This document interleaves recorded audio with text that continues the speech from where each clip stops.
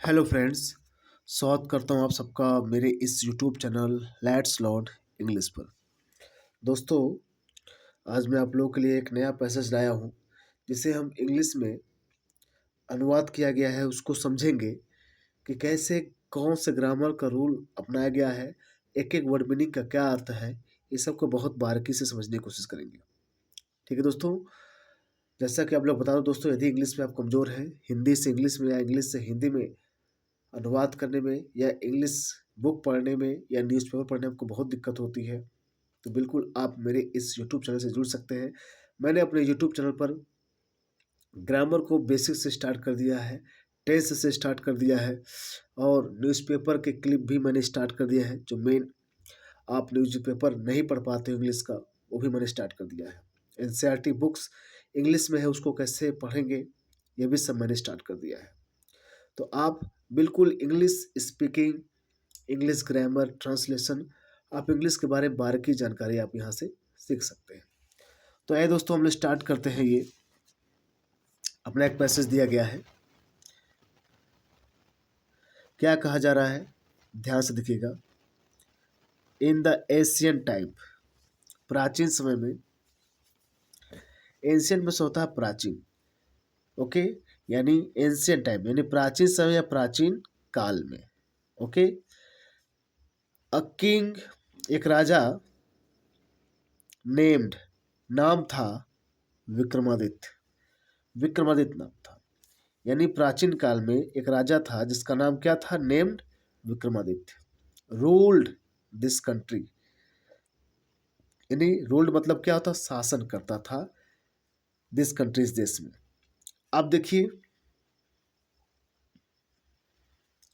यहाँ पर रूल्ड लिखा है, वर्ब का सेकेंड फॉर्म लिखा है, यानी किस टेंस में आएगा, ये पास्ट इंडेफिनिट में आएगा, ओके, इंडेफिनिट टेंस में आएगा। यानी इसका अर्थ क्या था, ती थी, ते थे, ओके। यानी रूल्ड करता था दिस कंट्री, इस देश में, ओके। यानी इन एंशियंट टाइम, प्राचीन समय में या प्राचीन काल में, अ किंग, एक राजा, नेम्ड, नेम्ड मतलब नाम था, क्या था, विक्रमादित्य, रूल्ड, राज करता था या शासन करता था, दिस कंट्री, इस देश में। इस देश में क्या करता था, वो शासन करता था। He was very just, he was वह था, अ वेरी एक बहुत, जस्ट न्यायी, किंग राजा, वह बड़ा, या वेरी मतलब बड़ा एक या बहुत, जस्ट किंग था मतलब न्यायी राजा था। वह कैसा राजा था, वह एक न्यायी राजा था मतलब न्याय करने वाला राजा था, ओके। वो कैसा राजा था, एक न्याय करने वाला एक राजा था। इवन टुडे, यानी इवन टुडे, इवन मतलब यहाँ तक कि, टुडे आज भी, पीपल लोग, प्रेज प्रशंसा करते हैं, द जस्टिस उस न्याय की, गिवन दिया गया, बाय हिम उसके द्वारा। यानी इवन टुडे हो गया, आज भी, यहाँ तक कि आज भी, पीपल लोग क्या करते हैं, प्रेज प्रशंसा करते हैं। देखिए प्रेज वर्ब का फर्स्ट फॉर्म आया है और ये क्या है, प्रेजेंट इंडिफिनिट में है, ठीक है। यानी वर्ब का फर्स्ट फॉर्म प्रेजेंट इंडिफिनिट में आता है, जिसका अर्थ क्या होता है, ती अंत में आता है ना। प्रेज मतलब प्रशंसा करते हैं, जिसके लोग क्या करते हैं, प्रशंसा करते हैं, द जस्टिस उस न्याय की, गिवन बाई हिम जो इसके द्वारा दिया गया, ओके। वन डे एक दिन, सम बॉयज कुछ बच्चे, एक दिन कुछ बच्चे क्या करते, वर प्लेइंग खेल रहे थे, वर प्लेइंग क्या कर रहे थे, खेल रहे थे। देखिए वर के बाद वर्ब का आईएनजी फॉर्म आया है, ठीक है। यानी वाज वर के बाद आईएनजी फॉर्म आया तो किस टेंस का होगा, पास्ट कंटिन्यूअस टेंस का वाक्य होगा, ठीक है। यानी प्लेइंग खेल रहा था, रही थी, रहे थे अर्थ देगा ना, तो खेल रहे थे, खेल रहे थे। वन डे एक दिन, सब बच्चे कुछ बच्चे वर प्लेइंग, प्लेइंग खेल रहे थे, इन a forest, in a forest मतलब एक जंगल में, नियर, नियर मतलब के पास, कहाँ, एक विलेज, गांव, एक गांव की, यानी एक गांव के पास, यानी गांव के नजदीक ही किसी जंगल में क्या कर बच्चे, सम बॉयज, क्योंकि बच्चे कई है ना इसलिए वर लगा है। वाज कहाँ लगता है, जब हमारा सब्जेक्ट क्या हो, हमारा सब्जेक्ट सिंगुलर हो, क्या हो, सिंगुलर हो। हमारा जब सब्जेक्ट सिंगुलर होता है उसके साथ क्या लगता है, वाज लगता है। तो यहाँ कई बच्चे ने तो वर लगा है, क्या लगा है, वर लगा है, ठीक है। तो वर प्लेइंग, खेल रहे थे, इन अ फॉरेस्ट, किसी जंगल में, नियर अ विलेज, जो गांव के नजदीक था उसके पास, यानी गांव के नजदीक वाले जंगल, बच्चे क्या कर रहे थे, खेल रहे थे। देयर, वहां, दे सा, उन्होंने देखा, देयर वहां पर, दे सा उन्होंने देखा, a heap of soil, heap मतलब ढेर होता, ऑफ सॉइल मिट्टी का ढेर, जहां पर उन लोगों ने क्या, दे सा, जहां उन्होंने देखा, हो गया, शा लिखा है वर्ब का सेकेंड फॉर्म, यानी पास्ट इंडिफिनिट, यानी सी मतलब देखना, सा मतलब देखा। तो दे सा उन्होंने देखा, अ हीप ऑफ सॉइल मिट्टी का एक ढेर देखा, विच जो, वाज था, क्या, कवर था, ढका हुआ था, विद स्टोन, हो गया, पत्थर से, हो गया, एक पत्थर से क्या हुआ था, ढका हुआ था, जो पत्थर से क्या हुआ था, ढका हुआ था। तद देयर वहाँ, दे सा उन्होंने देखा, अ हीप ऑफ सॉइल मिट्टी का ढेर, विच जो, वाज था, कवर ढका हुआ था, विद स्टोन एक पत्थर से, मिट्टी का ढेर एक पत्थर से ढका हुआ था, ठीक है। अब क्या कह रहा है, one of the boys, one of the boys मतलब बॉयज से, बॉय लड़कों में से एक, एक लड़का, वन ऑफ द बॉयज यानी लड़कों में से एक लड़का, सैट, सीट का सेकेंड फॉर्म क्या होता है, सीट मतलब बैठना, ओके, बैठना होता है, लेकिन इस सैट लिखा इसका सेकेंड फॉर्म है, ये वर्ब का कैसा है, सेकेंड फॉर्म है। तो सैट बैठ गया, ऑन, ऑन किसी लेयर के ऊपर बैठना है, यानी किसी लेयर के ऊपर कोई सामान रखा हो तो उसके लिए हम क्या यूज करते हैं, ऑन। जैसे बुक जो है टेबल पर है, the book is on the table, on the table, तो बच्चा ऊपर बैठा ना पत्थर के, ऑन दैट स्टोन, उस पत्थर के ऊपर बैठा, यानी उनमें से एक लड़का, बच्चों में से क्या हुआ, एक लड़का क्या हुआ, सैट बैठ गया, ऑन दैट स्टोन उस स्टोन पर। ही सेड उसने कहा, to this companion, to his companion, companion means होता है साथी, यानी अपने साथियों यानी मित्रों से कहा, ओके, यू गाइज, तुम लोग, यानी दोस्तों में आप लोग क्या यू गाइज यूज कर सकते हैं, ओके। तो you guys bring your case, लाओ अपने केस को, अपने मुकदमों को लाओ, टू मी मेरे पास, ओके।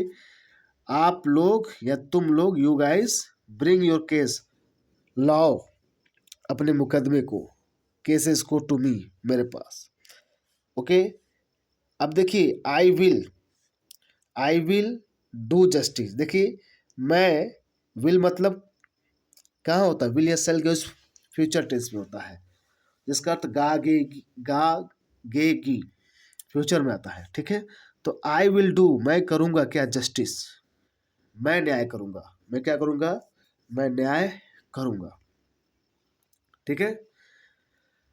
तो ये रहा आपका इंग्लिश वाला पैसेज, जिसका हमने हिंदी में नीचे दिया गया अनुवाद, अब इसे पढ़ सकते हैं, किया गया है, ठीक है।